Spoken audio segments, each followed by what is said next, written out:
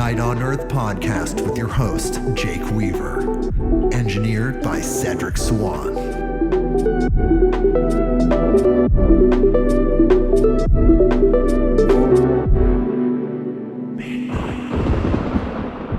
Hey everybody, we are back with another episode of Midnight on Earth. I'm your host, Jake Weaver, and we are here to bring you more knowledge, more light, and more love as we ease ourselves in to 2025. Hello, everyone. We're back this year with our first Beyond the News episode of 2025. Absolutely exciting. I hope you're all doing well this day, this evening, whenever you're listening to this. Before I say anything, I would like to send some healing energy, love, and blessings, anything I can really send to the people of Los Angeles dealing with the fires that are happening there that have destroyed and devastated huge swaths of living area, homes, beautiful, big, beautiful, multi-million-dollar homes turned to rubble. Many of those homes, many of people's lifelong homes have been uprooted, destroyed, burnt to the ground. And I just want to send healing thoughts, prayers, energy, and love, again, love to the people of Los Angeles and that area, Malibu, that are dealing with those fires. And I know that my guest co-host who's here would like to say something as well. But just real quick, Brynn Anderson is here of Vital Force Herbs, as usual, in this very somber moment as we talk about one thing that humans deal with, and that is natural disasters in their various forms. There was just recently the hurricane, which devastated the southeastern portion of the good old U.S., and now here on the West Coast, I'm in Portland, Oregon. We have these fires going on, just ravaging this area that's not known for these type of fires, at least not in this capacity. This reminds me of the great earthquake of 1906, I believe, in San Francisco. But I know Brynn here wants to say something. Hello, Brynn. What would you like to say? Hi, Jake. Hi, everybody. I was going to comment on the picture of the mama mountain lion and her cubs running out of Topanga Canyon in LA. So that reminded me that it wasn't only just people's homes, but also those canyons that are up in flames, and all the birds and the animals and the plant life and everybody who's there also going up in flames, though they are quite resilient and I'm sure will recover. Perhaps faster than the humans that have lost their homes. But sending prayers to all life forms in that area for healing, and maybe a big ocean wave can just come over and whoosh, put the whole thing out or something. You know, I don't know the root cause of it. I haven't really taken the deep dive. I just know that my fellow humans are suffering, and I just want to send that love, that healing energy over there. So many things, memories, lifetimes turn to dust. Now it happens anyway. This is the human experience. This is why we don't have remnants, or we barely have remnants of these ancient civilizations, the pre-flood civilizations. Like everything just goes back to that place. It's tragic. It's tragic that they're dealing with this, and I feel deeply for their loss. So I just wanted to mention that before we talk about anything else. But Brynn, how are you doing today? It is now 2025. How are you feeling? I'm feeling great. I'm excited for 2025. And today is a lovely day. It's super cosmic outside. I have some great coffee I brought with me. It's excited to be here. My mantra for this year is 2025. We're still alive. Now's our time to thrive. Doing that jive. Wait. Okay. Let's add that on there. Sure. It's absolutely, yes, it's absolutely our time to shine. It's our time to grow as humans energetically, various forms of astrology, all of these different intuitive tools and different circuits of information are telling us roughly the same thing, that we're going somewhere special. Now's the time for growth. Now's the time to integrate all of the things we've learned here on this podcast, these concepts and more. Create. This is the time. Do the thing that you need to do right now, because you're here on this planet for 5 minutes. Don't ever forget it. Life goes very, very fast. As you know, we're in 2025. Make every moment count. Do what you need to do now, whatever that means to you. So there you go. That's my first message for 2025. And also, I want to ask you guys, if you have not done this already, please follow me on Instagram at midnight_on_earth. That is the address. You can follow me there. Spotify, Apple Podcasts, Google Podcasts, wherever you go to get your podcasts. Click that button that connects us so you know exactly what's going on.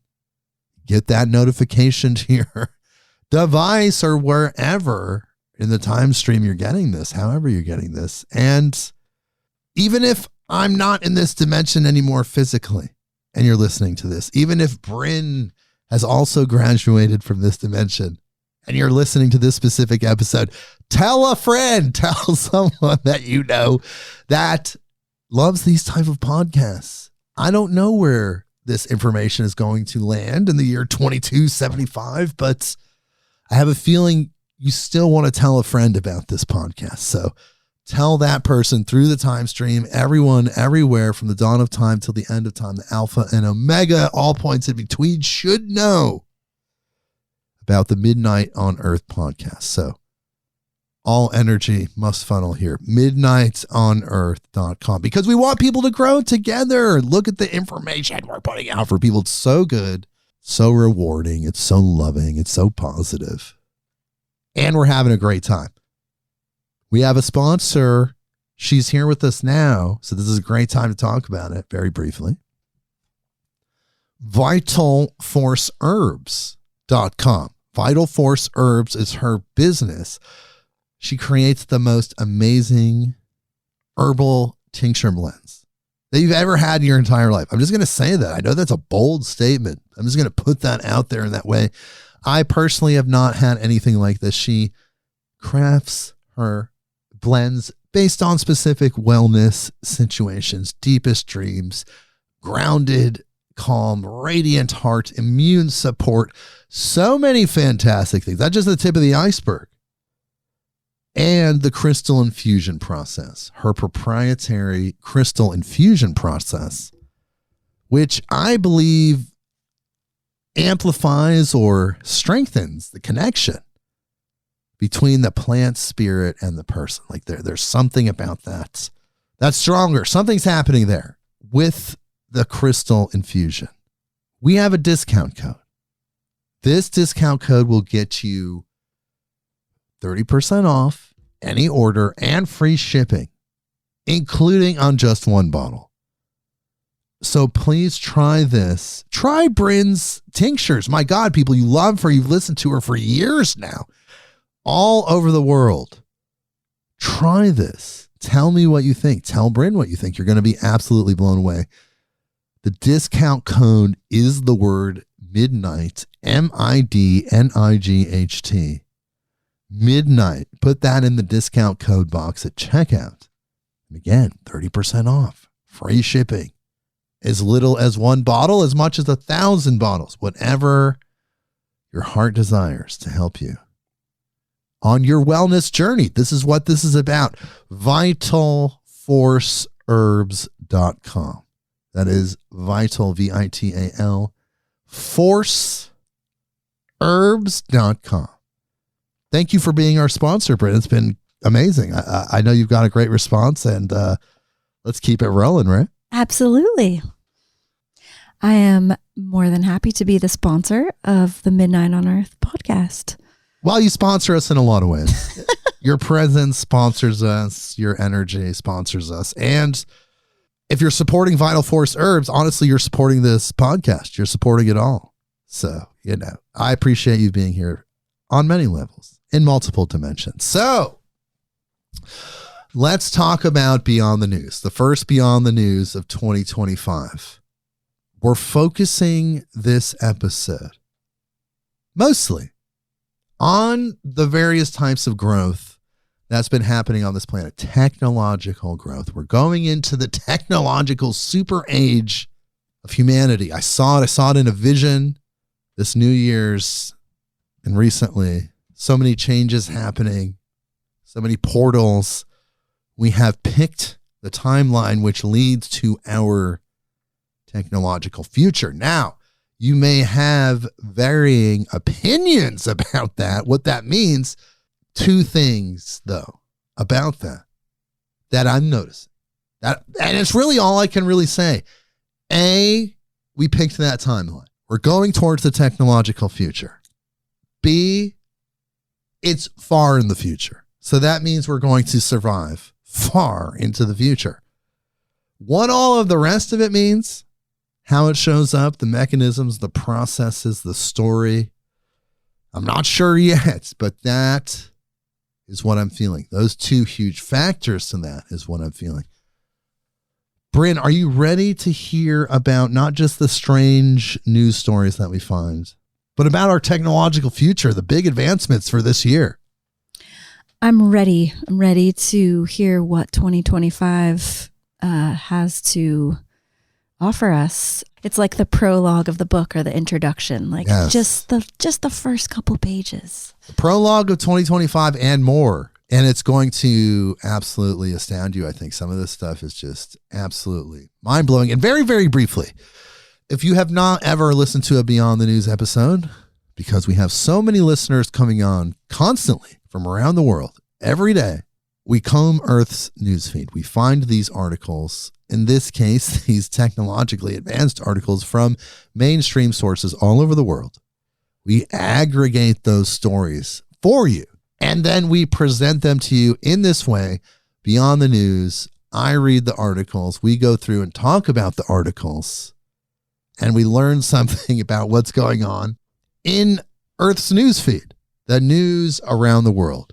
And again, these are mainstream sources, in some cases tangent, but all verifiable. It's all out there, but you're not probably hearing about this on the front page. All right, Brynn, we're going into the prologue, the preview, and more of 2025 Beyond the News. Are you ready? Ready. Are you ready? Ready. Are you ready? Ready. All right, let's do this. This is the first article. You know, we're going to go in a lot of different places on this episode, but this is the first place. We're going to go a little heady right at the beginning because I'm going to wear you out by the end. Your brain's going to be worn out with all the technological advancements. So let's just start strong while we all still have the brain power to understand this. Okay, here we go. This is from ecoticias.com. Headline: Negative time discovered for the first time in history. It goes from the future to the past. Now, I've heard about this in relation to multiverses, that in some other universes, time may flow backwards. That's been a point of speculation for scientists and quantum physicists. But here, let's hear what they say. Here's the article. Scientists at the University of Toronto have made a remarkable discovery in quantum mechanics, observing what they describe as negative time. This challenges traditional views of time as a strictly linear, forward-moving concept. The experiments, led by Ephraim Steinberg and Daniela Angulo, involved measuring how photons interact with atoms by analyzing the duration of their absorption and emission processes. Surprisingly, some of these intervals appeared to be shorter than zero, suggesting that photons exited materials before fully entering them. This puzzling result does not imply violations of physical laws or enable time travel. Instead, it underscores the inherently probabilistic and non-linear nature of quantum phenomena. where particles like photons can exist in multiple states simultaneously, defying classical expectations of linear timelines.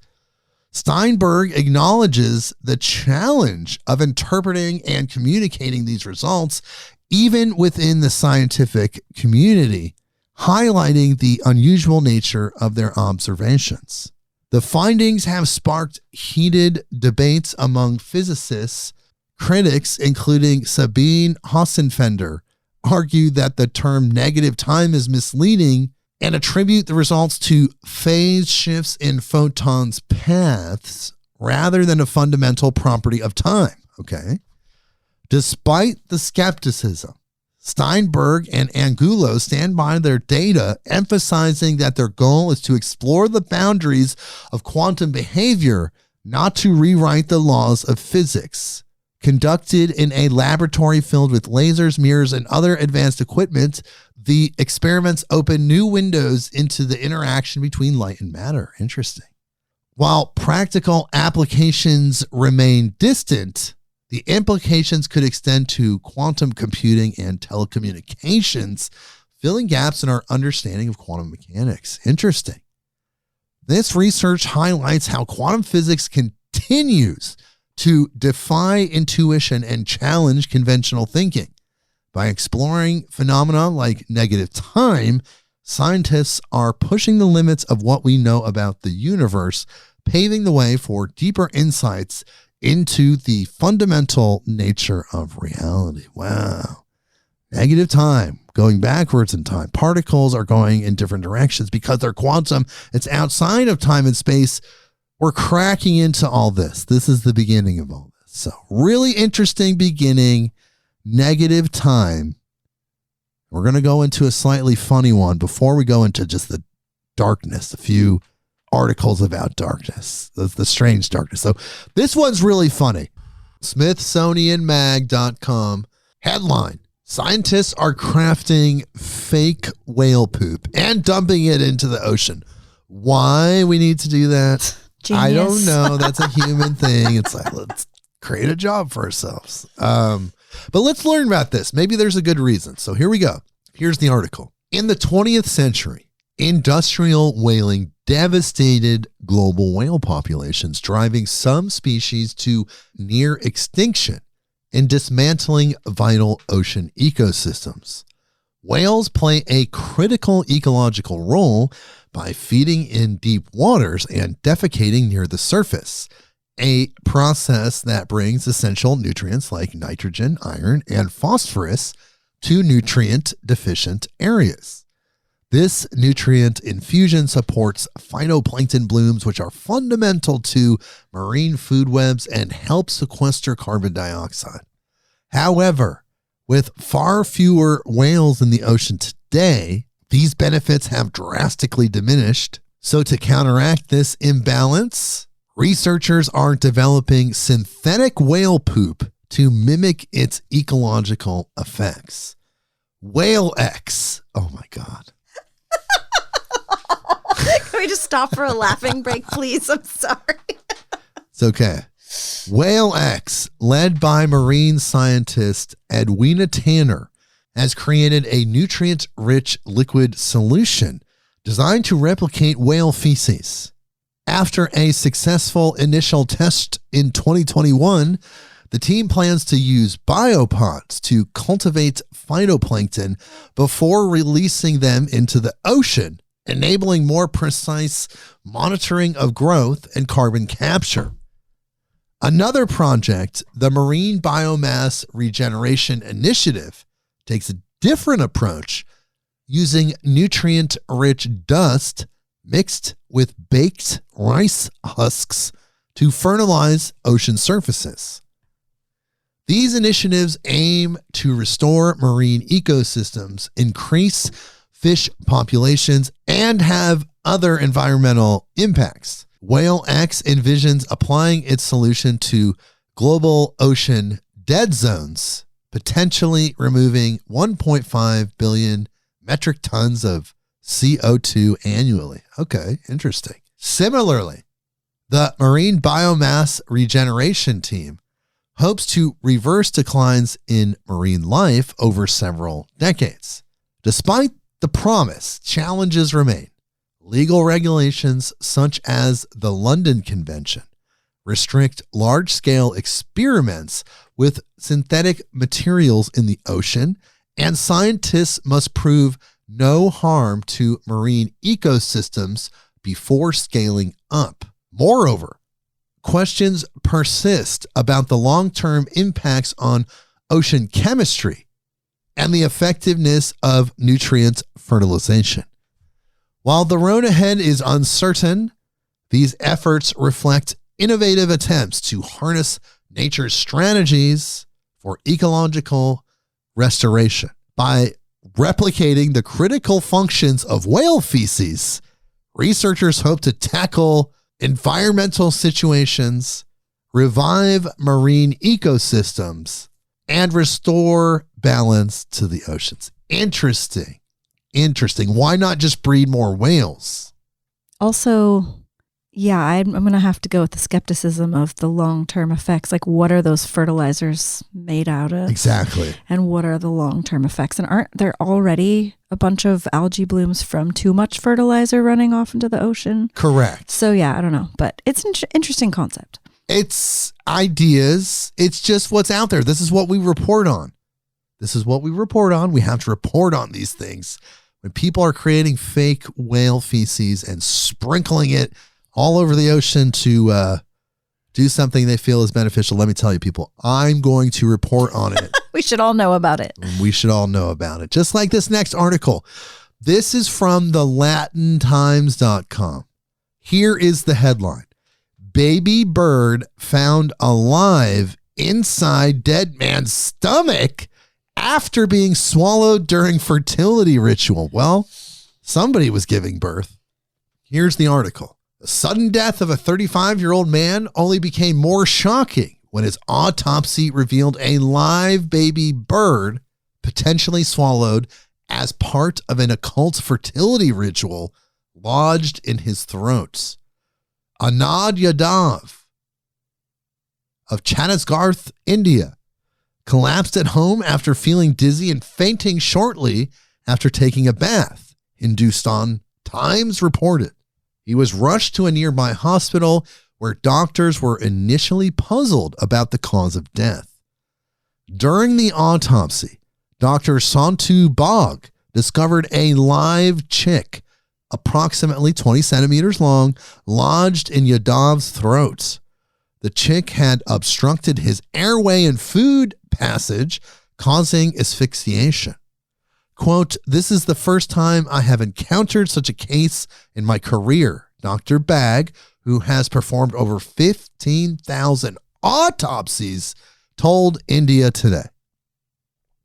Villagers claim Yadav had been consulting a tantric shaman due to struggles with infertility and suspect that swallowing the chick was part of a ritual intended to help him become a father. Authorities have yet to confirm the exact circumstances surrounding the incident. Whoa! Okay, people. Well, there's a first for everything. There's a verse in the Bible, in the Old Testament, the Torah, Ecclesiastes, first chapter. There's nothing new under the sun. Okay, it's all been done before, including chicks coming out of dead bodies because they swallowed something for a fertility ritual. It happens, people. It's already happened. Again, King Solomon, there's nothing new under the sun. Okay, so we're going to go into some of the darker stuff, some sad news before we propel into our technological future, because we do have to report on these things. So this happened in my hometown where I'm at now, Portland, Oregon, Kairos7.com. Headline, 2 Portland men die while searching for Sasquatch in Skamania County. This is so sad. And here's the article. 2 Portland men lost their lives while searching for Sasquatch in eastern Skamania County. The Skamania County Sheriff's Office said the men, ages 59 and 37, were found dead in a heavily wooded area of the Gifford Pinchot National Forest after a 3-day search. The pair had been reported missing on December 25th after failing to return home as planned on December 24th. Oh no, Christmas. A family member alerted authorities, prompting a search effort. Utilizing footage from a flock safety camera, search teams located the vehicle belonging to the men off Oklahoma Road near Willard, Washington. More than 60 volunteer search and rescue personnel, along with K-9 teams, drones, and ground crews, assisted in the operation. The U.S. Coast Guard provided air support using FLIR technology to scan the area despite challenging weather conditions, including freezing temperatures, heavy rain, and snow. The men were ultimately found dead, with initial reports indicating exposure to the elements as the likely cause of death. Officials noted the difficult terrain and weather conditions, combined with the men being ill-prepared, as contributing factors. The Skamania County Sheriff's Office expressed gratitude to the search and rescue teams, which included personnel from Skamania County, Klickitat County, Hood River County, Wasco County, and other regional organizations. They also extended their condolences to the families of the victims, as we do here on Midnight on Earth. Quote, "This tragedy highlights the exceptional efforts of volunteers who sacrificed time during the holidays and worked tirelessly in harsh conditions to bring closure to grieving families," the sheriff's office said in a statement. Okay. What prompted them to go looking for Sasquatch? What do you think, Brynn? What do you think prompted that? What makes you go look for Sasquatch Christmas Eve? You know, I wonder if it was like two family members that had gotten together for the holidays, and then they came up with like, oh, the woods are nearby, or I have a feeling that Sasquatch is nearby, or I've heard he's in this area. Let's go check it out, before dinner on Christmas Eve, just some sort of side adventure. I mean, I guess that would seem the most reasonable sort of explanation. I'm not really sure why else they would go it right is at Oregon. that time. I mean, it could have just been like, oh, let's go check that out for a couple hours. Hence, they were ill prepared, which that's usually what happens to hikers that get lost and then die from the elements, is they just think they're going for a couple hours and then they don't have water, don't have shelter, they get lost, there's a mudslide, whatever, all the things that happen around here that cause a lot of people to lose their way while hiking. And again, it is Oregon. People take mushrooms. Mushrooms are pretty much legal here. Maybe they took some mushrooms and they felt like they wanted to go find Sasquatch. That's a possibility. Maybe Sasquatch didn't want to be found. Sasquatch rarely actually ever wants to be found, though people do find him occasionally. So let's go to the next article. This is from notthebee.com. Yet another darker one. Jesus. The headline is, "Gangs now using child assassins after Sweden passes law making it illegal to prosecute kids for crime." Whoa. Okay. Wow. Okay. Here's the article. In 2023, Sweden's Social Democratic Party passed a new law that made it illegal to arrest, detain, or prosecute a child under 15 for any crime. It also erased all criminal punishments for children. This applies to every single imaginable crime.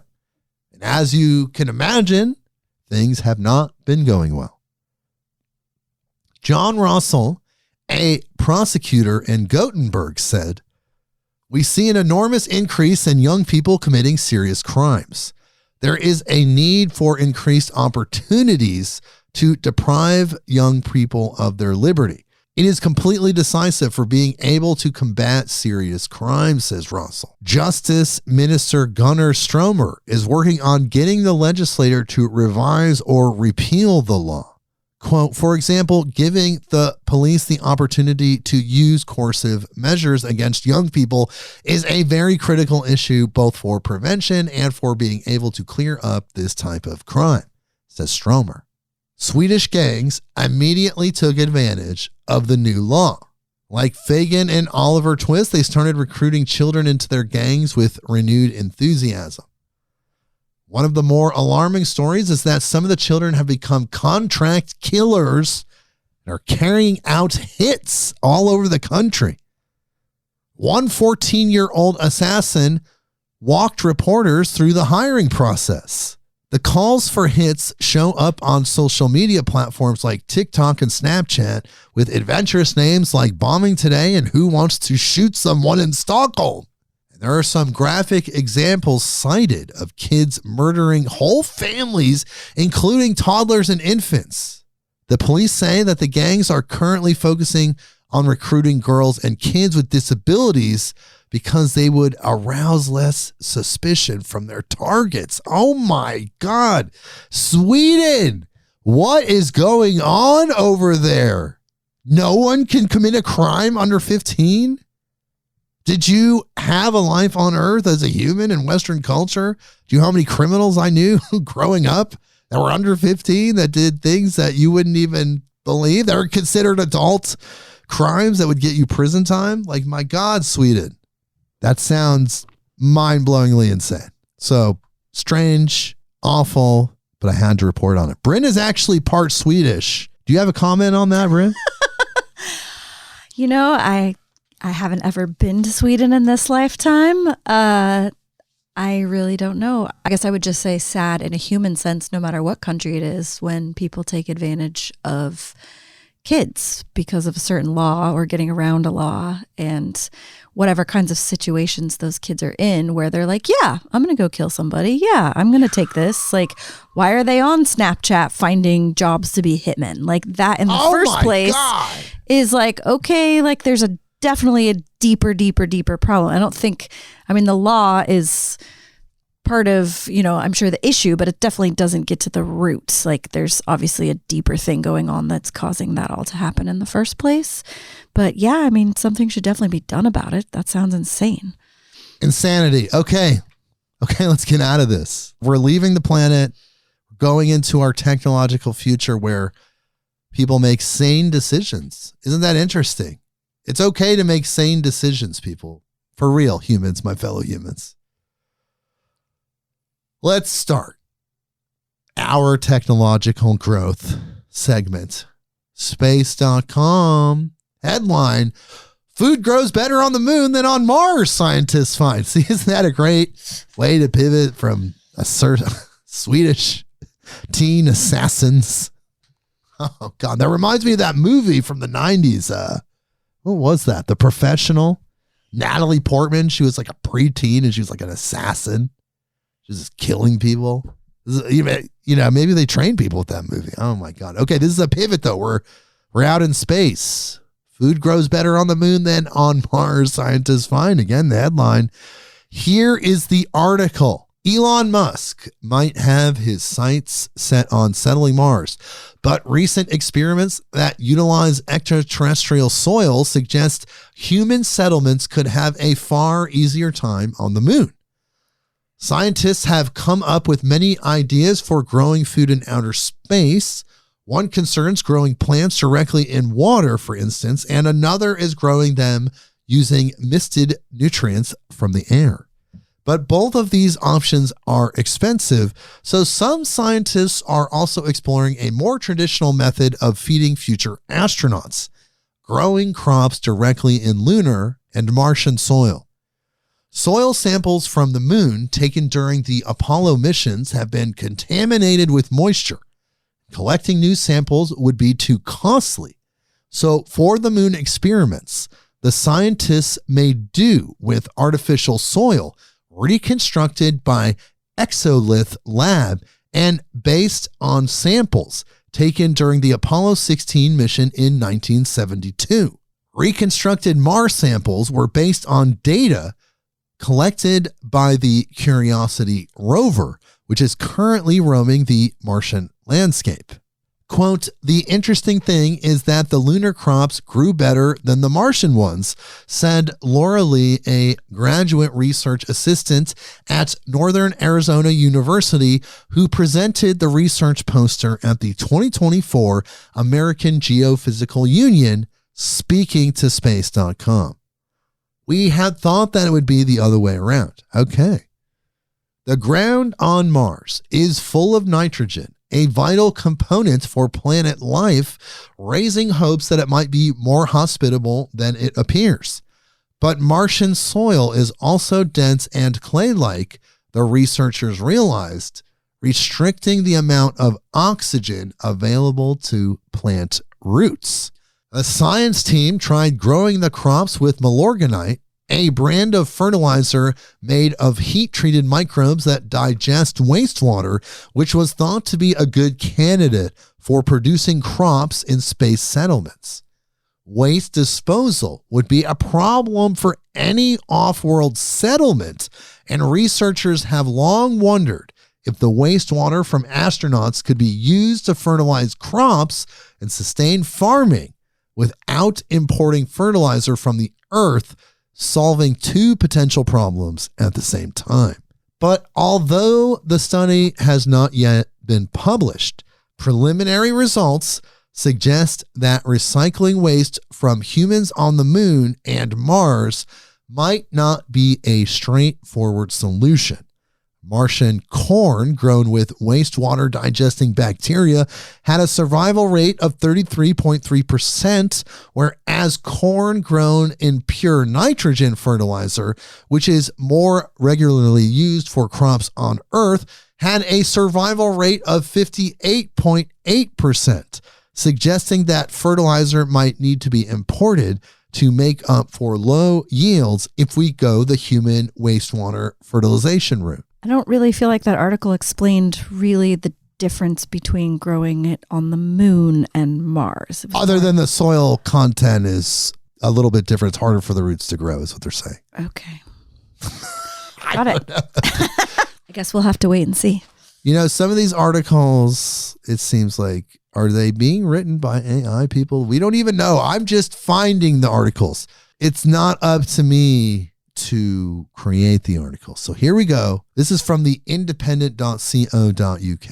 Headline: Robot cat built to always stick landing could revolutionize asteroid mining, scientists say. Asteroid mining cats, people. Yes. How many kids want one for Christmas? Okay, well, let's find out. This is the article.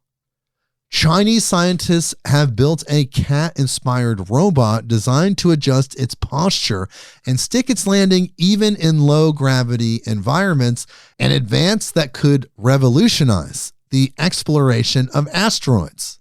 Researchers from the Harbin Institute of Technology in northeast China developed a special control system for the quadruped robot inspired by the ability of cats to twist and successfully land on their paws whenever they fall. The robot is capable of moving its forelegs in a coordinated manner and can adjust its posture mid-air to stick landings, according to the study published last month in the Journal of Astronautical Sciences. Scientists checked whether the robot and its newly developed control system could potentially maneuver in low-gravity celestial environments like asteroids. In such space environments, researchers say even small imbalances and slight miscoordination between the legs of such a robot can cause it to tumble and crash. Quote, in the low gravity environment of these small celestial bodies, robots undergo extended periods of free fall during each jump. It is essential to utilize this time to correct any altitude deviations induced by the jump, ensuring a safe landing or adjusting the yaw angle to modify their future trajectory. They said, okay, well, the future is full of asteroid mining cats, robot cats, significantly better than asteroid mining slaves of the human race or any other race we might come into contact with. Let's just hope the cats don't go self-aware, right? Maybe they'll just colonize it themselves. Like, this is the cat asteroid. We got to talk to Sol about that one. Okay. Next article, phys.org. Headline, Space Launch System could launch a Titan balloon mission. And here's the article. Few places in the solar system are better suited to a balloon than Titan. The combination of low gravity and high atmospheric density makes Saturn's largest moon ideal for a lighter-than-air vehicle. And the idea to put one there has been around for at least 2 decades. So why haven't we yet? The simple answer is that the size of the necessary balloon is too large for the existing launch platforms. But a team from Boeing, oh, really? The prime contractor on the Space Launch System, believes their new launch platform will be capable of getting a large balloon into orbit along with its necessary scientific payload and start unlocking the mysteries of this intriguing moon. We've reported various balloon missions to Titan, including some that would walk, but Boeing's design is more akin to a traditional blimp. It would have a balloon filled with helium and 2 ballast tanks that, combined with a cruciform tail, would allow the balloon to control its roll, pitch, and yaw. What the? Everything's yaw. That's twice that came up. That's so funny. The balloon would intake local atmospheric gases to descend or expel them to rise to control its altitude. The Boeing engineers offered 2 different altitude configurations, and both balloon sizes can fit into an SLS payload fairing. The gondola is where the real magic happens, and the paper the authors released was scant on details of what precisely this science would be. They mention various tools, including radar and LiDAR systems, to scan the surface of Titan and, in particular, keep track of any changes from geological activity. There could also be atmospheric sensors that could detect whether there were any organic molecules in the area that would give an indication of what kind of liquid methane cycle there is, if any. Okay. Well, here we go. That's far. That's wild, sending a balloon to one of Saturn's moons.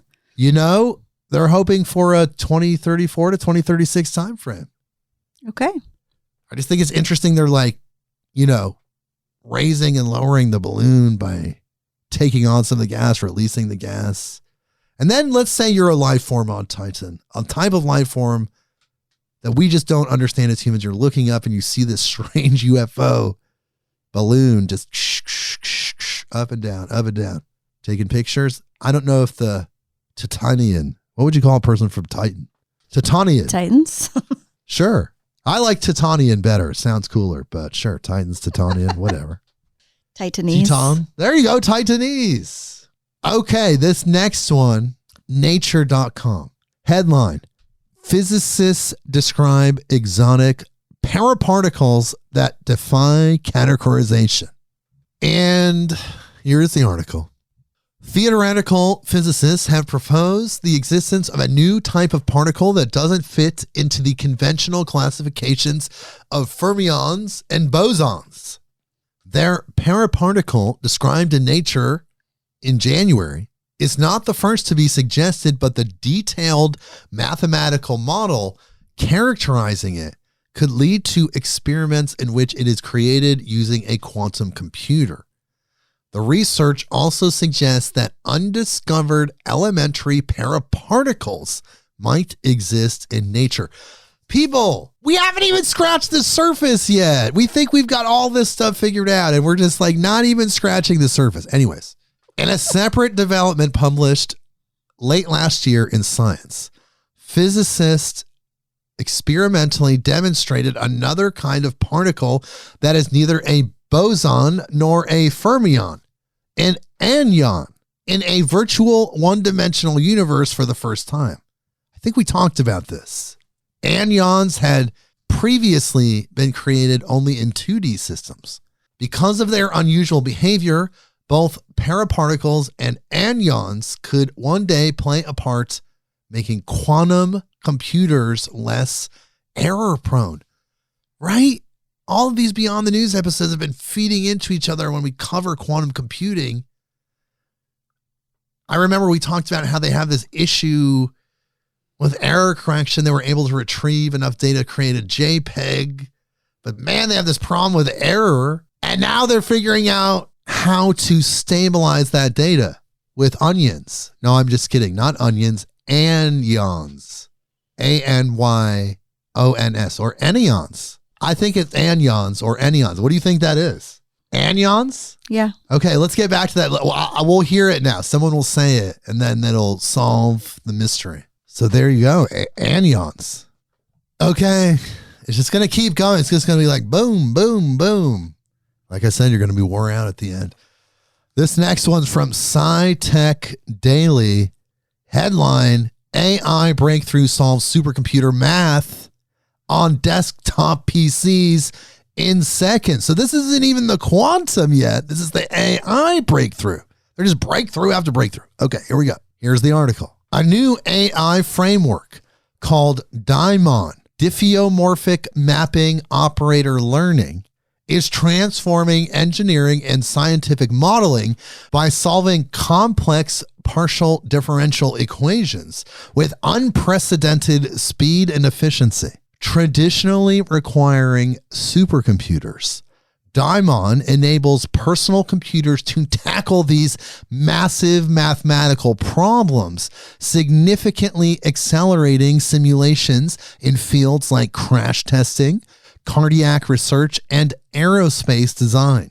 Developed by a team led by Natalie Trayanova of Johns Hopkins University, DIMON uses AI to predict system behavior across varying shapes without recalculating for each change, drastically reducing computation time.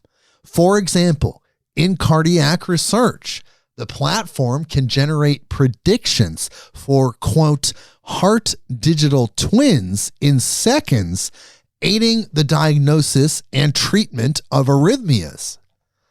The framework's versatility makes it applicable across numerous engineering and scientific domains, optimizing designs and enabling rapid modeling of dynamic systems. This breakthrough is detailed in a study published in Nature Computational Science. Wow. They're figuring out a way to make the other computers even better with AI. And this isn't even talking about the quantum computers. And when I say other computers, I mean our computers we have now that are going to be considered like paperweights, not too far in the future. Here's the next article. This is a science alert, people, from sciencealert.com. This one's actually kind of huge. And this just happened. If you're listening to this as it's released, we're talking days ago. Listen to these words. Try to process the significance of something like this. Okay. Headline. Physicists measure quantum geometry of electrons for first time. Quantum geometry of electrons. What? Here's the article. A new breakthrough may help scientists solve some of the mysteries of the quantum realm. For the first time, physicists have been able to measure the geometrical shape a lone electron adopts as it moves through a solid. It's an achievement that will unlock a whole new way of studying how crystalline solids behave on a quantum level. Quote, we've essentially developed a blueprint for obtaining some completely new information that couldn't be obtained before, says physicist Ricardo Coman of the Massachusetts Institute of Technology, MIT. The research was led by physicist Minggu Kang, formerly of MIT and now at Cornell University, and Sunji Kim of Seoul National University. Within the physical universe, matter behaves in ways that are well described by classical physics. However, on a more fundamental level of particle interactions and methods of measurement, things can get a little weird. On the finest of scales, precision must give way to a more fuzzy description represented by waves of possibility known as quantum mechanics. We know this, people, but the article's recapping it, okay? We refer to objects like electrons as particles, and that conveys the impression that they are like teeny tiny little balls. Given their size, the properties and behaviors of electrons are far more accurately described by their wave-like quantum nature. To describe the wave aspect of electrons, physicists use wave functions, mathematical models that describe the properties of the wave as evolving possibilities of finding the particle in a specific place with specific features. Yes, we know this. Some of these features we can think of as a kind of geometry, often not unlike a curve or sphere that rotates in an infinite number of directions. Other forms of quantum geometry, like those of electrons in a lattice of atoms, are as complicated as a Klein bottle or a Mobius strip. Determining some aspects of the messy quantum geometry of an electron in a solid has previously involved a lot of guesswork based on properties that physicists can measure.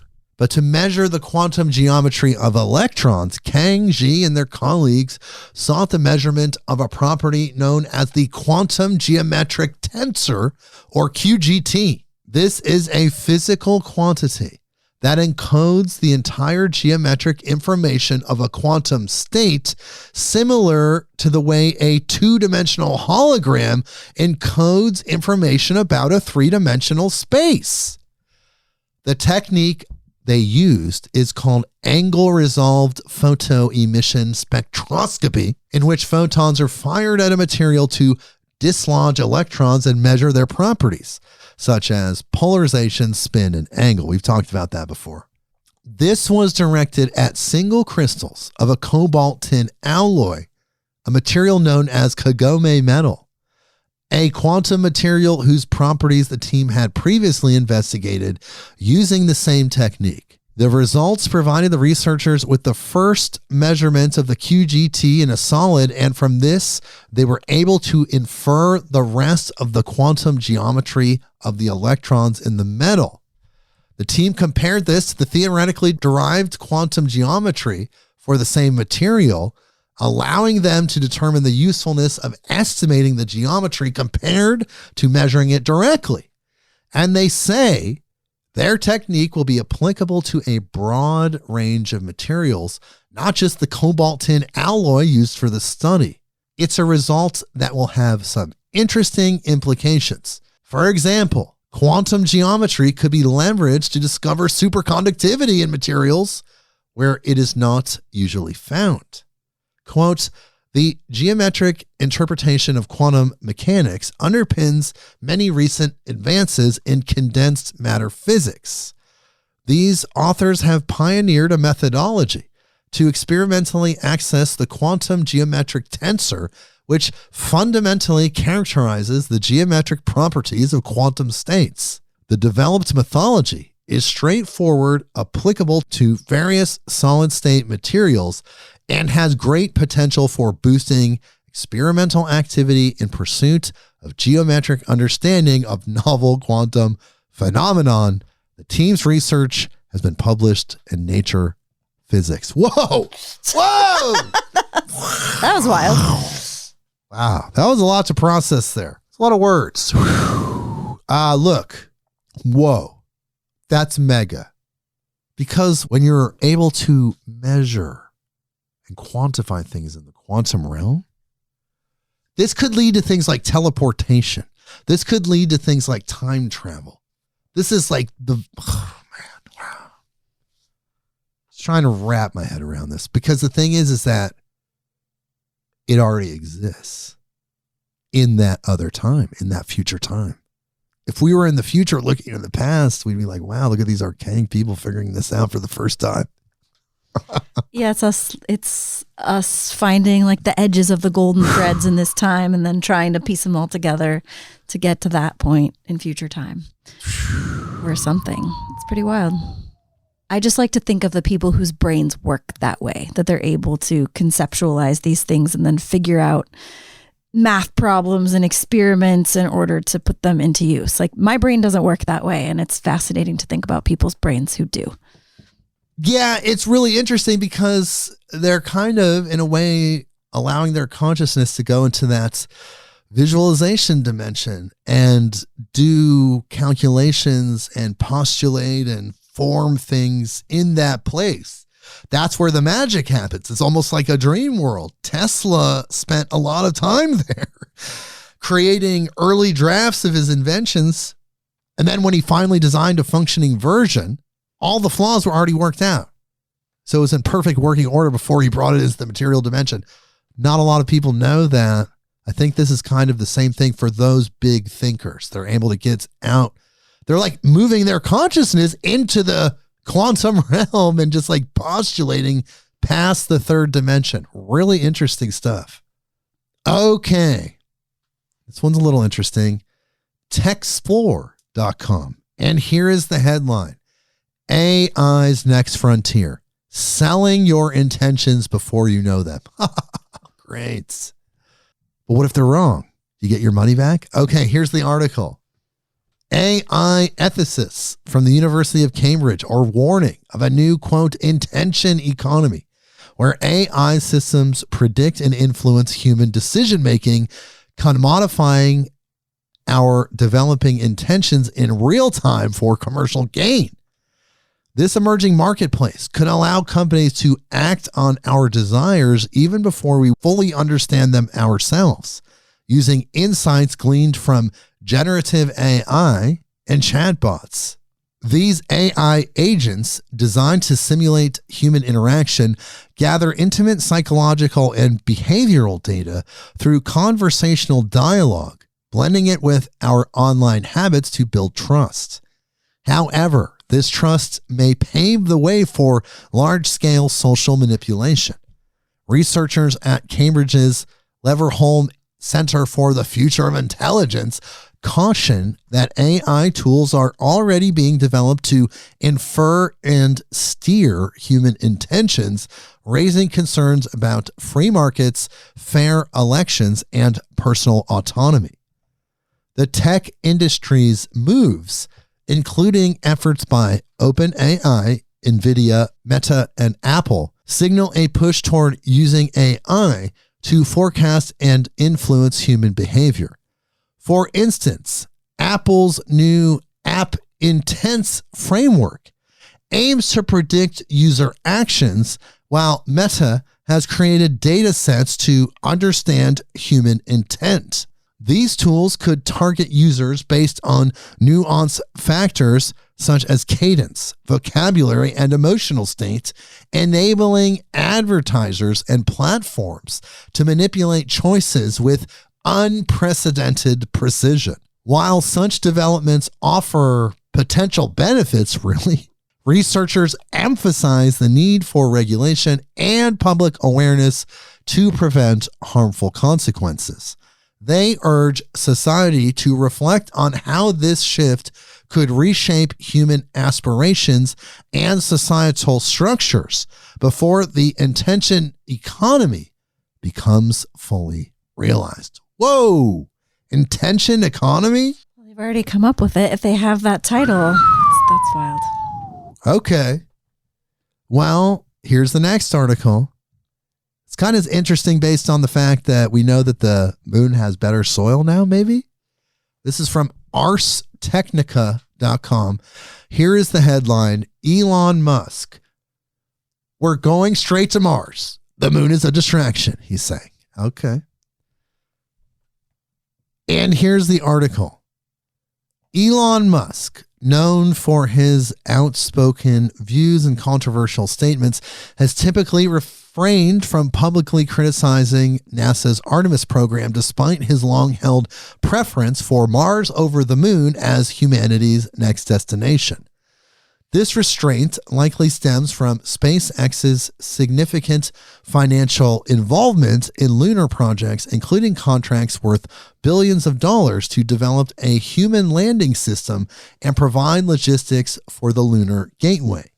However, Musk has recently begun voicing private criticisms of Artemis more openly, describing it as extremely inefficient and focused on maximizing jobs rather than delivering results. He has also dismissed NASA's lunar ambitions as a, quote, distraction, reiterating SpaceX's commitment to going directly to Mars. We're not talking about a whale X, it's SpaceX. These comments, while reflective of Musk's long-term vision for human space exploration, carry added weight given his growing influence on U.S. space policy. Since playing a significant role in Donald Trump's re-election, Musk has assumed an informal advisory role within the administration, including influencing the expected nomination of private astronaut Jared Isaacman as the next NASA administrator. While he does not control space policy, his opinions are expected to shape discussions about the future direction of NASA's initiative. That's fair. Why not? He's out there doing it. The Artemis program, designed to return humans to the moon and establish a sustainable presence there, is also central to international partnerships and competition with China for lunar dominance. The humans. Although NASA's plans remain in place, there is growing acknowledgement that the current approach may need significant reform. Critics, including Musk, argue that Artemis is burdened by legacy contractors like Boeing and Lockheed Martin, which prioritize cost plus government contracts over efficient innovation. The Trump administration's previous push for change within NASA, calling for a shift to more agile and results-oriented policies, was largely resisted. However, this new administration may bring a more determined effort to realign NASA's strategy, particularly by leveraging privately developed technologies such as SpaceX's Starship and Blue Origin's New Glenn. Rather than abandoning Artemis entirely, NASA is likely to adopt a dual-track approach that pursues both lunar and Martian goals. SpaceX may lead Mars-focused missions with NASA's support, while a separate initiative potentially involving Blue Origin advances plans for lunar exploration. This strategy reflects a broader vision of inspiring future generations, reaffirming U.S. leadership in space exploration and ensuring that the nation remains competitive on the global stage. Okay. Wow, it sounds like we're going to both of them. Okay, so these next two stories we kind of meshed into one because they both kind of say the same thing with different elements, so I don't want to read both of them, but I'll tell you where I found this information. The first one is discovermagazine.com, and the headline is 2025 will be an exciting year for space missions, okay? And here's the other one, wired.com. The headline is transforming the moon into humanity's first space hub. So they both cover a lot of the same material. So we mesh them into one with magic. And this is what it sounds like when doves cry. No, I'm just kidding. This is what the article sounds like. The upcoming year of 2025 promises to be a groundbreaking era for space exploration, building on the milestones achieved in 2024. Among the highlights from the past year, NASA's Europa Clipper embarked on its ambitious mission to study Jupiter's moon Europa, and SpaceX's Starship achieved its first successful landing, a critical milestone for deep space missions. China's Chang'e 6 returned lunar samples from the moon's far side, while the International Space Station hosted international crews and private missions like Axiom Mission 3. These achievements set the stage for an even more ambitious array of missions. One of the standout successes of 2024 was NASA's commercial lunar payload services, which facilitated the first U.S. moon landing since Apollo through Intuitive Machines' Odysseus lander. This program underscores the increasing role of commercial partnerships in lunar exploration, a trend expected to accelerate in 2025. 2025 will see diverse missions aimed at deepening our understanding of the universe, such as the CLPS initiative, which will continue in 2025 with missions by Astrobotic, Intuitive Machines, and Firefly Aerospace. These will deliver payloads to study lunar geology, test new technologies, and explore the moon's environment. Japan's M2 Resilience mission, launching in January, will explore lunar soil composition and conduct a water splitting test to produce oxygen and hydrogen, key resources for long-term lunar exploration. NASA's Sphere X Observatory. Now what? Now NASA's putting the X in things because they got jealous of Elon. NASA's Sphere X Observatory, set to launch in February, will map the universe in near-infrared light, observing 450 million galaxies and over 100 million stars in the Milky Way alone.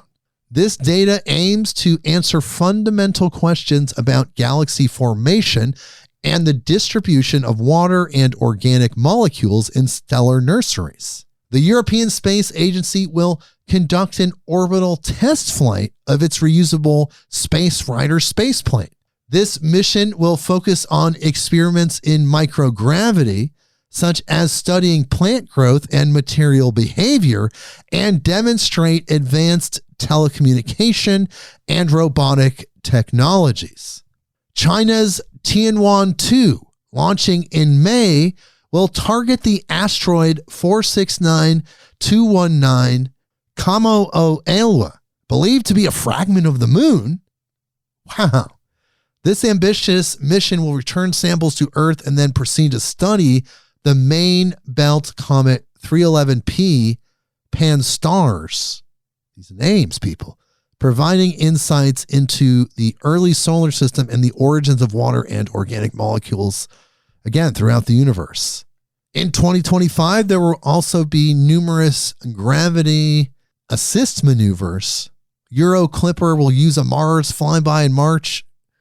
Bepi Colombo will make its 6th Mercury flyby to prepare for orbit insertion by 2026. Holy cow, Mercury's orbit. Hera and JUICE missions will conduct flybys of Mars and Venus to refine their paths for asteroid and Jupiter system studies. Lucy will study the inner belt asteroid 52246 Donald Johansson. I wonder who discovered that one. Revealing details about the early solar system. Whoa, man.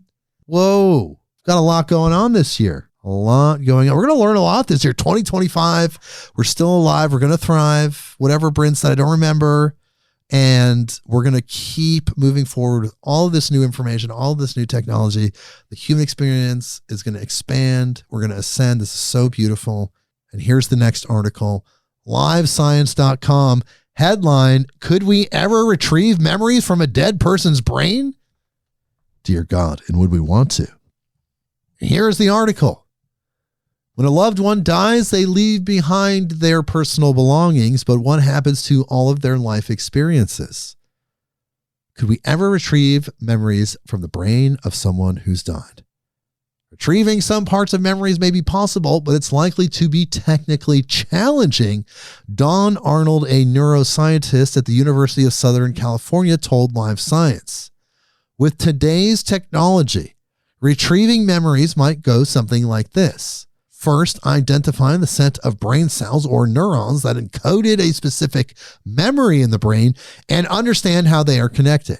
Then activate those neurons to create an approximate neural network, a machine learning algorithm that mimics the way the brain works.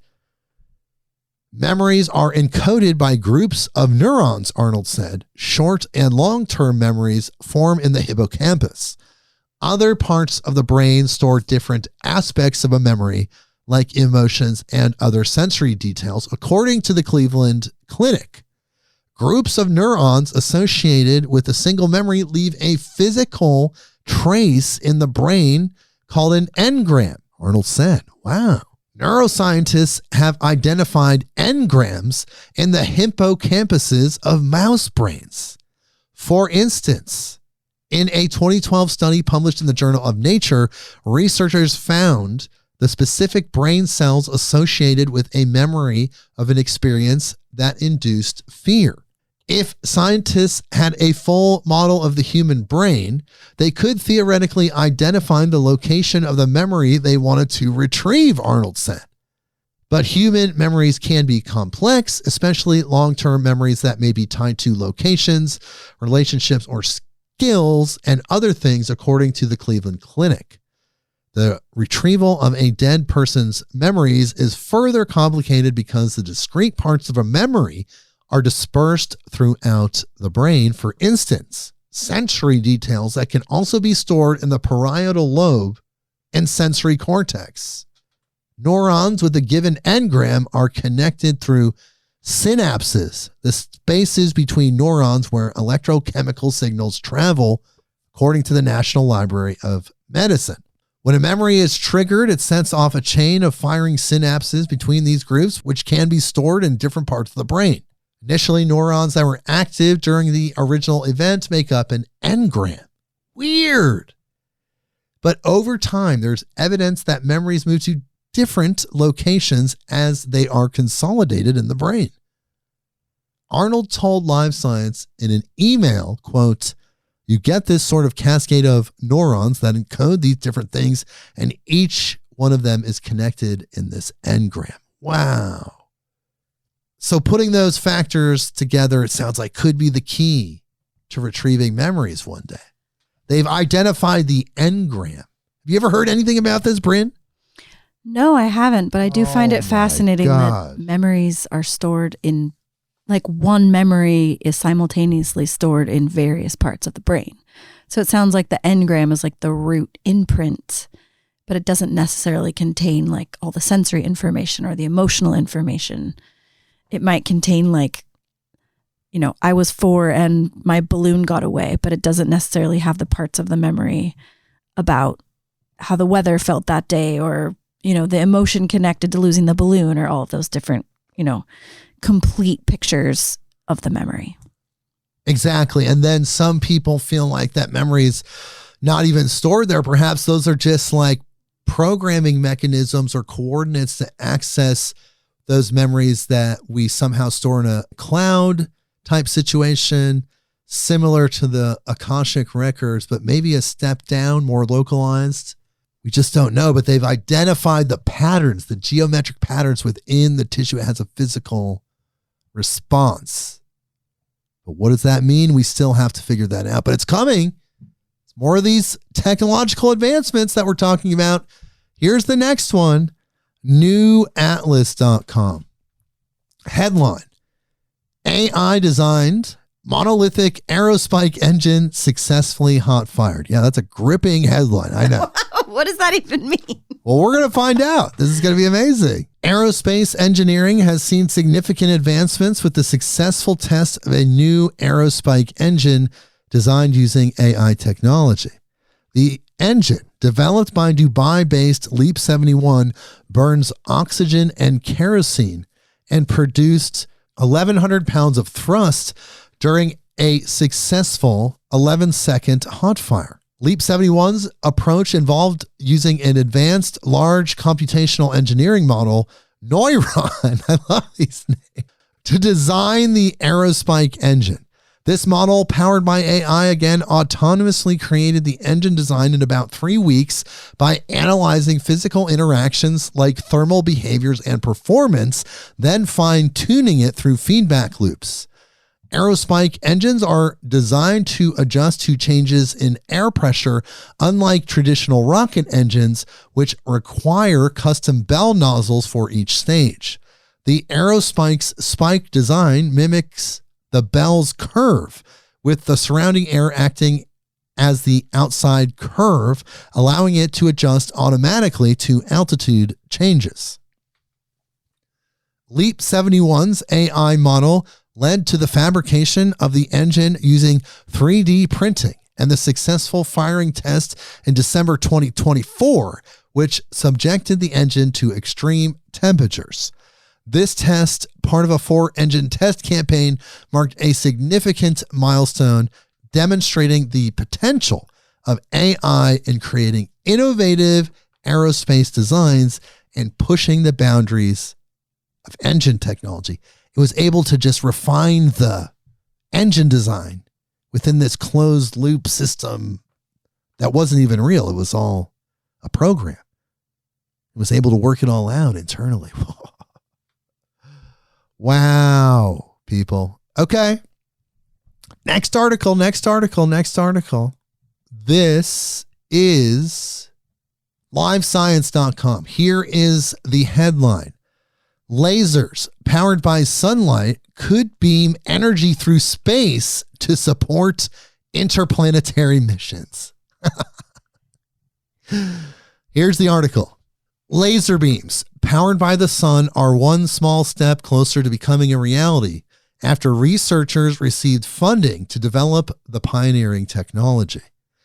These lasers could eventually help power lunar bases and missions to Mars and contribute to sustainable energy solutions on Earth, scientists say. In June, the international team of researchers announced it had received a roughly $4 million grant from the European Innovation Council and Innovate UK to develop solar-powered laser technology inspired by photosynthetic bacteria. Quote, in my group, we spend a lot of time thinking about artificial light harvesting and what we can learn from nature.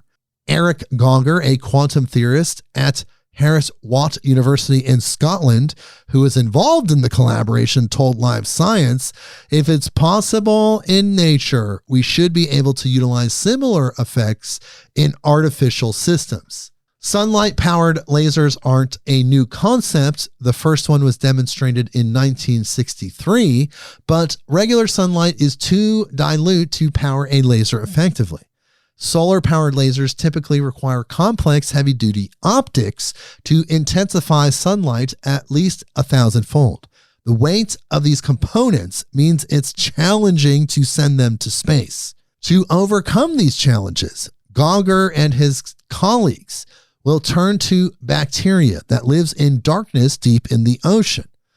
These bacteria have extremely sensitive light harvesting structures that can pick up nearly every photon they encounter. These structures enable the bacteria to photosynthesize even in very low light conditions. By extracting these light harvesting structures and replicating them in the lab, the team hopes to concentrate ambient sunlight enough to power a laser. Whoa, wow. Gonger said. He and his colleagues described how such a system might work in a 21 paper. Wow. In the proposed system, the structure captures incoming sunlight. Then the sunlight is funneled into a solid material such as a crystal. The electrons and the atoms of that material absorb energy from the light and then release that extra energy as laser light. Whoa! Yeah. Yeah. And while we're talking about lasers, here's another one.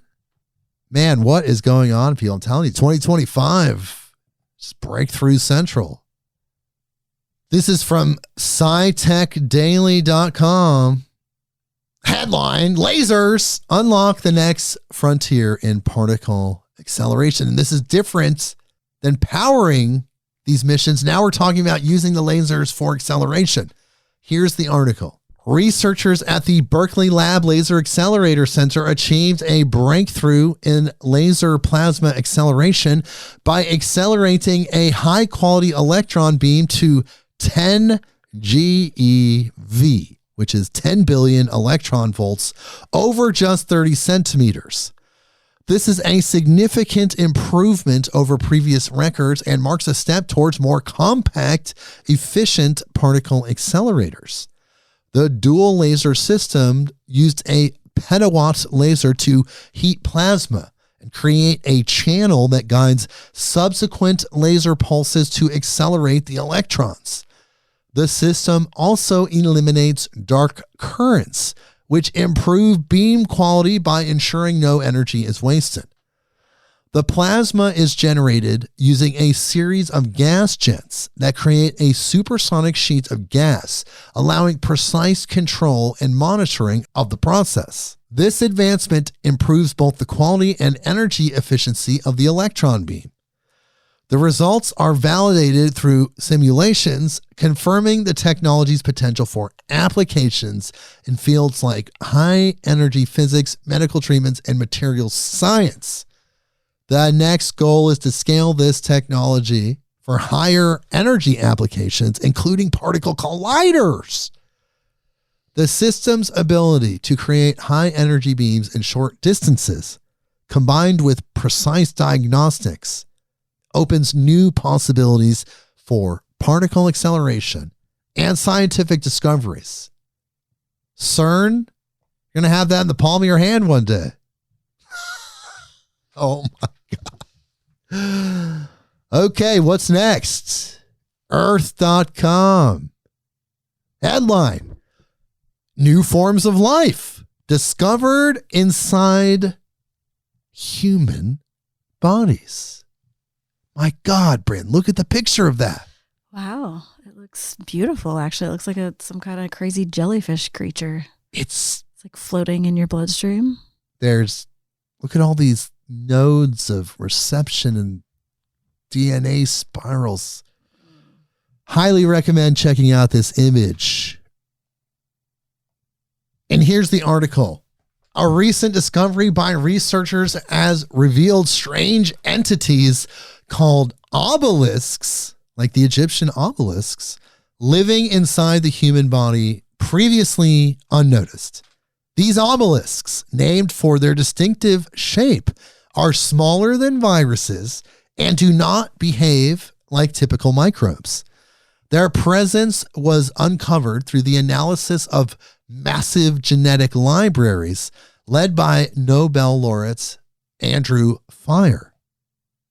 Unlike viruses, obelisks lack protective protein shells and carry RNA in tiny loops, suggesting that life forms may exist outside traditional categories like viruses or bacteria. Of course, the humans, we think we know it all the time. The aliens are already here. They're in our bodies. These obelisks are found in various parts of the body, such as bacteria in the mouth and intestines. And there are thousands of unique varieties. Their role and impact on human health remain unclear, but they may influence bacterial behavior, which could affect human biology. The discovery raises questions about the origin and classification of viruses and other RNA-based life forms, challenging existing scientific frameworks. This finding is part of ongoing research into the complex ecosystems within the human body, and the implications for human health are still uncertain. Wow. Obelisks. Bacteria, viruses, and obelisks now. See what I mean? It's always changing. The only constant is change. Right, Brynn? Absolutely. I'm sure there's many more microscopic entities, particles, and all that to be discovered exactly. within the human body. Okay. Well, do you remember being a kid, perhaps in science class or at some point in school, and a teacher telling you about the microscopic little mites that live in your eyelashes? Exactly. Yes, of course. And then everybody was like, whoa. Right. But now it's obelisks. And why were they called obelisks? That's kind of interesting. Who gave them that name? Because they're distinctive shape, but who knows? All right. Next article. This is from futurism.com. Headline: Google says it appears to have accessed parallel universes. Oh my God, people. See what I mean? Told you this one's going to rack your brain. Here's the article. Oh boy. Google recently unveiled a new quantum chip, Willow, claiming it can outperform any supercomputer in a specific benchmark. Willow completed a calculation in under 5 minutes that would supposedly take a supercomputer 10 septillion years. 5 minutes. 5 minutes, people. 10 septillion. I don't even know where that lies in the whole billion, jillion, zillion, septillion. I don't know where that lies in the scale. Septillion, that would be 7. I felt that, but 10, what is that even? 10 Exactly. Times 700 billion years. 700,000 billion, trillion, jillion, septillion. 5 minutes, people, suggesting it may tap into parallel universes to perform computations. We've already been talking about this. This idea aligns with physicist David Deutsch's multiverse hypothesis, which posits that quantum computers work across multiple universes. However, the problem Willow solved, producing a random distribution, has no practical use, leading to skepticism from scientists. While the chip uses 100 qubits and quantum entanglement for calculations, critics argue that the claim of quantum supremacy is exaggerated.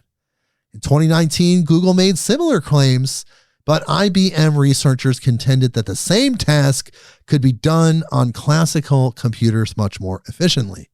Despite the debate, Google maintains that Willow is a promising step toward scalable, practical quantum computers, though the usefulness of quantum computing for everyday applications is still a distant goal. But the scale, the advancement that humans are going to experience because of this quantum computing and quantum AI is very present right there. 10 septillion years into 5 minutes. So then let's compress 10 septillion years of human evolution into 5 minutes of time. My Right. God, people. Or that 10 septillion years of space travel into 5 minutes. It could go in all directions. Damn. Okay, here's another one. Okay, this one's from phys.org again, PHYS. This is so mind-blowing. Think about this one for a second. We talked about the photon. Now it's this. Headline: New spin quantum battery can be charged without an external field. Like a self-charging battery? But with no field. It just charges from something, another dimension. It charges from the energy of another dimension. Let's figure this out. Okay, here we go. Here's the article. Researchers at the University of Genoa have developed a new type of quantum battery called a spin quantum battery, which stores and releases energy by utilizing the spin of particles. Unlike conventional batteries, this system doesn't require an external field for charging. The team, led by Dario Ferraro, extended their research to large-scale spin quantum batteries, overcoming limitations in previous designs.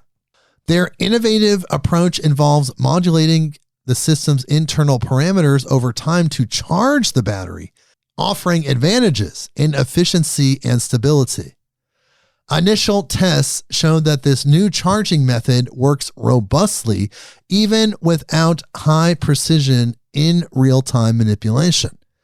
The research paves the way for creating more efficient, stable, and scalable quantum batteries with potential applications in technologies like large-scale quantum computers. Oh my God.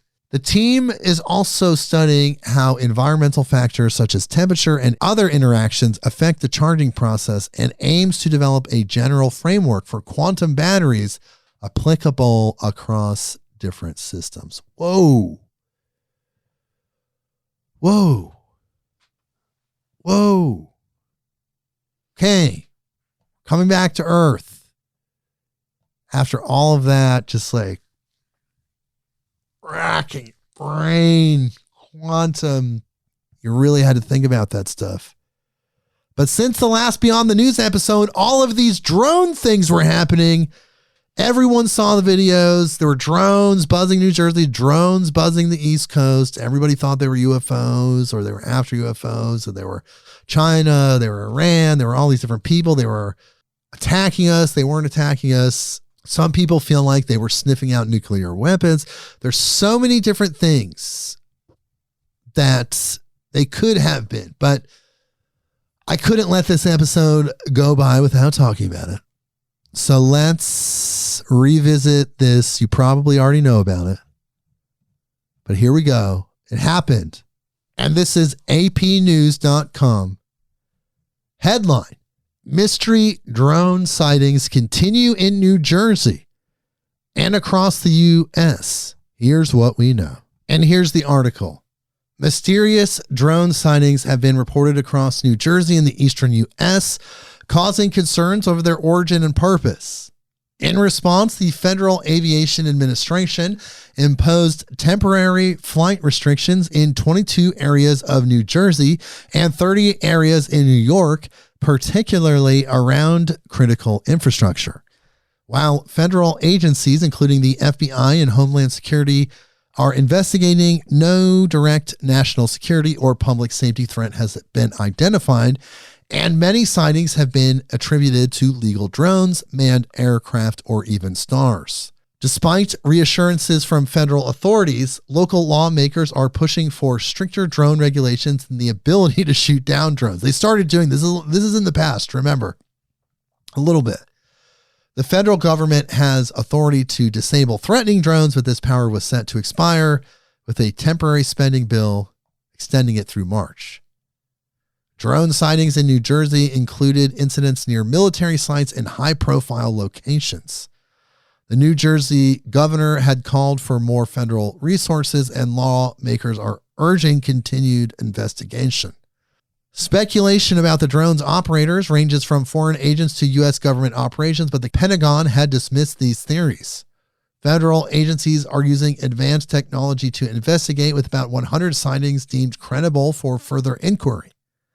Although there is growing public concern, the Biden administration has not found evidence that the drones pose a direct threat. Some lawmakers, including President Trump, have called for more aggressive action. Wow. So that was the first article. And this one is from thehill.com, a little expansion on this, okay? Headline: some of these mysterious drones are indeed UFOs and should be taken seriously. Some of the videos that were out there during that time, that this was right in our news cycle, in our Earth news cycle, they did look extraterrestrial, but then some of them, again, did look like conventional drones. I think it was some sort of distraction. For what? I'm not really sure yet, but usually those big public displays of something are usually distracting that big, beautiful collective consciousness from figuring some other things out. That definitely seems to be a pattern. And here's the article. In recent years, there has been an increase in mysterious drone sightings over sensitive government facilities, particularly military bases, raising significant concerns. These objects are capable of evading detection and countermeasures while displaying extraordinary flight characteristics. Some of these incidents appear to involve espionage or intimidation, but given the lack of conclusive evidence linking them to conventional drone technology, they are now classified as UFOs or UAPs. One notable example occurred in late 2023 when a series of brightly lit objects flew over Langley Air Force Base in Virginia for 17 consecutive nights. Despite attempts to identify the objects using advanced aircraft and sophisticated technology, no clear imagery or identification was achieved. Government officials, including Senators Mark Warner, Tim Kaine, and Kirsten Gillibrand, expressed frustration over the lack of answers and confirmed that the drones could not be detected by radar and counter-drone systems failed to neutralize them. These incidents are reminiscent of similar occurrences from the mid-20th century, such as unexplained UFO activity over nuclear facilities. In 2019 and 2020, swarms of bright objects appeared over U.S. missile facilities and military bases in Colorado, Wyoming, Nebraska, and Kansas, with law enforcement officers observing unusual behaviors like silent flight in adverse weather conditions. Some of these objects hovered for extended periods and no sound was emitted, further defying conventional drone capabilities. Similar unexplained drone activity has been reported over U.S. Navy ships, such as those off the coast of Southern California in 2019, where mysterious objects appeared to move in defiance of weather conditions. One incident even involved an object descending into the ocean, prompting further investigation. These incidents involving objects that seem to defy current drone technology and demonstrate capabilities inconsistent with known aircraft have left officials puzzled, with many acknowledging that these objects might not be drones at all, but rather something entirely unknown. Yes, of course, people. The difference is they're starting to talk about it openly, whereas before they were not. So that's interesting. Exactly. Totally agree with you on that one. It's all coming out now. Well, some of these drones could be from China with lasers. See, we're combining the themes. We have lasers, we have drones, China. Here we go. Interestingengineering.com. China announces drones equipped with new tech to emit metal cutting laser beams. Oh, man. And the subheadline is researchers led by Chinese laser expert Crazy Li have developed a compact device capable of arming small drones with powerful metal cutting laser beams. Oh my God. Here's the article. A research team led by Chinese scientists known as Crazy Li have developed a groundbreaking technology that enables small drones to emit powerful metal cutting laser beams, a feat once thought impossible. These drones are capable of emitting near-infrared laser beams that are 200 million times more powerful than conventional lasers, with the ability to cause blindness and vaporize subcutaneous fat on contact. The technology could allow a single drone to confront a squad of fully armed soldiers. The team overcame the challenges of size and weight limitations by inventing a compact device that enables drones to receive powerful laser beams from the ground and redirect them toward targets. This system boosts the laser power to 30 kilowatts or more and allows the laser to bend around obstacles like buildings. Whoa! The drone system can also request laser support from the ground to improve response speed. The device consists of two telescope-like tubes, one for receiving the laser and one for reflecting it onto the target. Vibration, a major challenge in drone technology, was addressed with advanced vibration isolation techniques to maintain laser precision during flight. The research builds on earlier advancements, including China's development of a quantum satellite, and improves in precision time synchronization, further enhancing the coordination of intelligent weapon platforms. Oh my God. That sounds like a super sketchy weapon. And what's with the quantum satellites? We didn't even get there yet. I don't even have an article for you. We'll have to save that for the next time. So UFOs over Eugene. This is from KEZI.com. This happened locally, so I wanted to report on this. Here is the headline. Pilot speaks on UFO sighting over Western Oregon skies. And here's the article. On December 7th, 2023, life flight pilot Joe Bewley and his crew witnessed multiple UFO sightings over Western Oregon. Bewley, an experienced pilot with over 6,000 flight hours, was on a routine medical transport flight when they began to notice strange lights. One of the lights appeared as an orange-red orb moving erratically, while other lights seemed to change direction rapidly. These lights, some of which were visible on Bewley's traffic collision avoidance system, did not match typical aircraft behavior. The crew filmed the lights with their phones, capturing an orange speck that faded in and out, which Bewley described as moving towards and away from their aircraft. Air traffic controllers and a United Airlines flight also reported similar sightings. While some speculated that the lights could be satellites like Starlink, Bewley dismissed this possibility as the lights exhibited behaviors not typical of satellites, such as changing directions and moving at high speeds. Despite the unusual nature of the event, Bewley and his crew did not feel in danger, as their systems did not indicate any immediate threat. The air traffic controllers were equally intrigued and exchanged contact information with Bewley to further investigate the phenomenon. The incident raised questions about the nature of the lights, with no clear explanation available at the time. Yes. Perhaps I should check in with the friend I met at the UFO Fest in McMinnville, Oregon, who had the podcast UFOs over U of O. I need to talk to that guy again, get a comment. Okay, people, we're getting close to the end.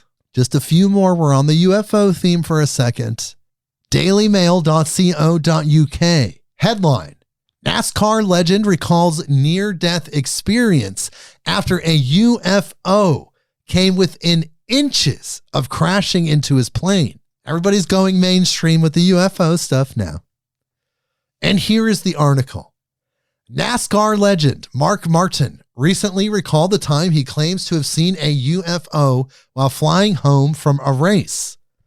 Martin was flying his plane home to Florida from an East Coast race in the late 1990s when the incident occurred. Martin was inducted into the NASCAR Hall of Fame in 2017 and is often described as the best race car driver to never win a championship. And now maybe the best race car driver to have a UFO sighting. Quote, "We were coming home, just me and my pilot in my jet. We were coming back from one of the Northeast races. We fly at 45,000 feet, but going over Jacksonville, going home to Daytona, where I lived, they would bring you down to 18,000 feet. We were descending, and this time, as I did from time to time, I was flying the airplane. So it's black. Everything except the lights in Daytona, Orlando, and Miami. You can see the lights in Miami, and I see a light that is solid, a solid white light. It's not flashing, and it seemed like something very strange. So I keep it in my eye. I keep checking up there, and it gets closer and closer. Finally, I just start fixating on it, and closer. My God, we're going to hit it. And I grabbed the steering wheel, kicked off the autopilot. The person that was with me tried to take a picture, and then it gradually started pulling away. And he kept this a secret. He never told this story until now. It's all becoming mainstream, people. Pretty basic UFO sighting, except for the fact he almost had a crash with it. Otherwise, there have been thousands of reports of sightings like that. So we're getting into uplifting mode to cleanse the palate from the brain-racking quantum physics and technological advancements, the earlier kind of weird Earth stuff, and everything else in between. This is our palate cleanser. Good vibrations. We're moving into uplifting stories. And funny ones. So this is from Marijuana Moments. Headline: New York bill would legalize psychedelics like psilocybin, mescaline, and ibogaine. And here is the article. A new psychedelics bill has been pre-filed in New York for the 2025 session, aiming to legalize the possession, use, and cultivation of certain entheogenic substances such as psilocybin and ibogaine for adults 21 and older. The bill, sponsored by Assemblymember Linda Rosenthal, includes provisions to protect individuals from losing professional licenses or public assistance for using these substances, and also prohibits state or local law enforcement from assisting federal enforcement related to these activities. The measure also includes protections for those engaging in psychedelic services and religious ceremonies. Psilocybin, psilocin, DMT, mescaline, and ibogaine would be removed from the state's banned substances list. Wow. The justification behind the bill highlights the failure of the war on drugs and the potential benefits of psychedelics in addressing mental health, chronic pain, and substance abuse disorders. This bill follows previous attempts by Rosenthal, including a nearly identical version filed in 2023 and a 2022 bill to create a psychedelic research institute. The bill was introduced shortly after another measure from Senator Natalia Fernandez, which would legalize psilocybin therapy for patients with qualifying conditions. Despite previous efforts, psychedelics reform in New York has faced challenges in advancing through committees. This push for psychedelics legalization follows New York's recent success in legalizing marijuana, which has surpassed $1 billion in sales, highlighting the state's growing interest in drug policy reform. Yeah, baby. We're going to do it. Legalize DMT. Hopefully she gets it through this time. Here's a couple uplifting ones, and then we'll do the final funny one. This one's from foxnews.com. Here is the headline. 23-year-old hiker found after surviving for 2 weeks in Australian mountain range. And here is the article. A 23-year-old medical student who was missing in a remote Australian mountain range for 2 weeks has been located. Hadi Nazari from Melbourne went missing on December 26 when he separated from two hiking companions to take photos in a national park in the Snowy Mountains in New South Wales state, the AP reports. He survived on 2 muesli bars, foraged berries, and creek water, police said on Wednesday.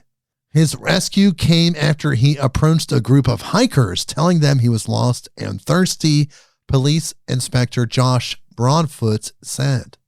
Quote, "This is the 14th day we have been looking for him, and for him to come out and be in such good spirits and such great condition is incredible." The hiker had traveled more than 6 miles across steep and densely wooded terrain from where he was last seen. More than 300 people had searched for him in that national park. Nazari was reunited with his 2 hiking friends before he was flown to a hospital for medical assessment. Video showed them in deep embrace prior to his departure. Isn't that amazing? 300 people went out of their way to go help this other human who was lost. Don't separate yourself from your hiking group, people. That is a different lesson. In fact, it should almost be like a universal law.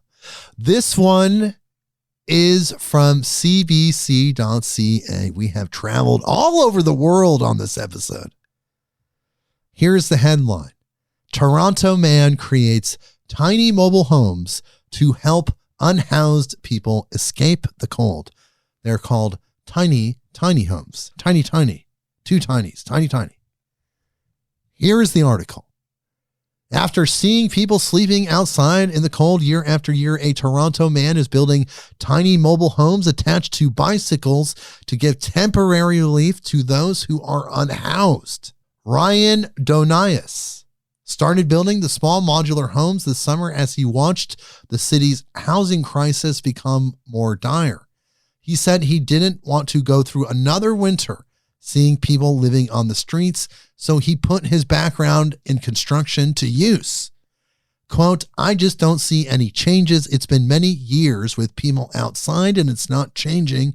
I couldn't imagine being outside for years, he's saying. Since then, he has built 3 homes at a cost of about $10,000 each, most of which have been paid for through donations to his GoFundMe page. He took inspiration from Khalil Savrait, a carpenter who built wooden shelters during the pandemic until the city removed them, claiming they were a fire hazard. Not wanting his tiny homes to suffer the same fate, Danyas said he designed his mobile shelters to hopefully avoid backlash from the city. Each of these small units has electricity and heat, running water, and a bed, as well as safety features like smoke and carbon monoxide detectors and a fire extinguisher. Danyas said the units are also designed with Ontario's e-bike regulations in mind so that they can legally travel on the city's bike lanes if they have to be moved. So far, he has not encountered any issues. Many of the local homeless people are very happy that they have these. Since building his first tiny home in the summer, Danyas has since registered his own not-for-profit organization, Tiny Homes, to help create more. He said he's happy to give to people and give them an escape from the cold with his mini modular homes. But his homes aren't meant to be permanent, and honestly, he says he wishes he didn't have to build them at all. It's terrible that we're letting people sleep outside. Housing is the answer. I totally agree. I love this guy. He's taking matters into his own hands and saving his fellow humans, giving them dignity with his spirit. What a great guy. And lastly, our last article, the weird, funny one that we usually end with. Metro.co.uk headline, plate of peeled bananas appears on same street every month and no one knows why. Tell me about this, my British listeners. And here's the article. An ordinary street in Nottinghamshire is at the center of a fruit-based mystery, which some are begging to come to an end. Residents of Abbey Road and Windsor Avenue in Beston have been puzzled for more than a year as a plate of peeled bananas has been left at the junction of their streets. The plate of peeled fruit is left in the exact same spot on the 2nd of every month, and confused locals are no closer to figuring out who is behind the strange phenomena and why. The fruit shows up early in the morning on the 2nd day of the month, meaning nobody has managed to catch the person in the act. But now residents are begging for the prank to end as the fruit is rotting and making a mess. A printed note was left next to the road signs close to where the bananas are left each morning, reading, "Please, respectfully, no more bananas." It's Abbey Road, people. You gotta use a British accent. I love you, my British listeners. The uncollected plates of rotting bananas are leaving such a mess. Wishing a happy new year to you all. Oh my God, this is on the note. Locals have described the phenomena as annoying, and it's not at least one person has reported it to the police. One resident who didn't want to be named said, "I've heard it's some kind of cleansing ritual, but to be honest, it's just weird and it's freaking people out. I know at least one person who has informed the police about it." Another, Claire Short, said, "I've asked around in the local community, but no one really knows and no one can tell me anything. Bananas appear early in the morning on the 2nd of the month. I see them on my way to work. I'd love to know the answer to this. I've come to take the signs down because I don't really want it to make it like a feud. I don't want it to become a big thing. I think it's a special thing for someone and I wish them well. But if they could come back and clean up the mess a few days later, that would be lovely." Hopefully that wasn't too bad. Josh Trentham, 26, added, "I live nearby and they're very regularly here. They're very annoying. I have no idea why they're here." Jill Dowling, who lives nearby, added, "Brynn, do you want to be Jill?" Sure. It's so strange and disgusting. Someone puts it there and I don't like it. Okay, now you got to be Janet Hutchinson, 81, said, the bananas are clearly just bought and the wildlife doesn't touch them. They go moldy. It's gross. Meanwhile, Janet's neighbor, Adam Castle, said, I don't know if it's a cultural thing, but it's strange. I've never heard or seen of it anywhere else I've lived. You know, it's somebody just messing with all their neighbors. They're like, I'm going to freak people out. It's probably like a dare. Like, what is the strangest way you can like freak your neighbors out for a certain amount of time? And somebody's like, oh my God, a plate of bananas on the 2nd of every month. Totally mess with them. And maybe it is that cleansing ritual that we're talking about. I don't know. Or that they're talking about, I should say. Who knows? Well, I'm talking about how it's the end of this week's Beyond the News episode. We did it, people. It was a long one, but baby, it was worth it. My brain is full of quantum lasers. Cool. And asteroid cats. Yeah. Of the future.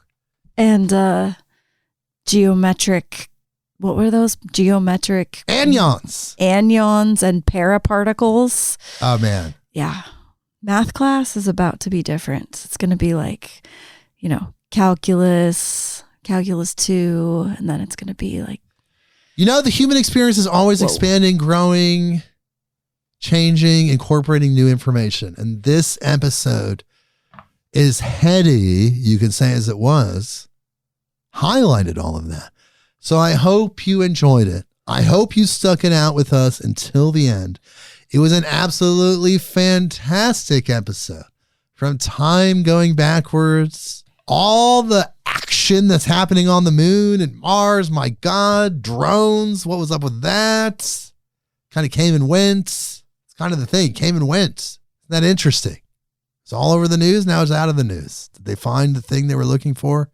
Most likely. So I think I found the thing I am looking for, which is incredible a guest co-host, Brynn Anderson. Thank you so much for being here. Absolutely. Thanks for having me. That was a blast. Yeah, what a cool episode, right? Is your head just throbbing, honestly? Yeah, it is. It's like, that was a lot going on for sure. So you'll have to follow up on some of those. What was the other thing? The Chinese moon satellite? The Chinese laser drones. Laser drones, but then they mentioned there was just like this little blip of a mention. That was in that list of all the activities and various things that have happened last year and that are going to happen this year. Right. Yes. Okay. And we're going to talk more about this year as it progresses. We have so many great guests and so many great things happening. And again, want to send love down to my LA peeps. My fans, my listeners down there, I'm sending you so much love. We're sending you so much love. And of course, check out Brynn's website, vitalforceherbs.com. Discount code midnight, 30% off any order, including free shipping. Is there anything else you want to say to the people of the world before we go, Brynn? My guest co-host with the most. I just want to say again, thanks for having me and happy 2025 to everyone out there. Love you all and glad to be here. Yes, glad to be here in this dimension on Earth as a light being in a physical body, experiencing the time-space continuum, but now including quantum realities, AI, and more. Okay. And on that note, we'll see you next week. Midnight on Earth.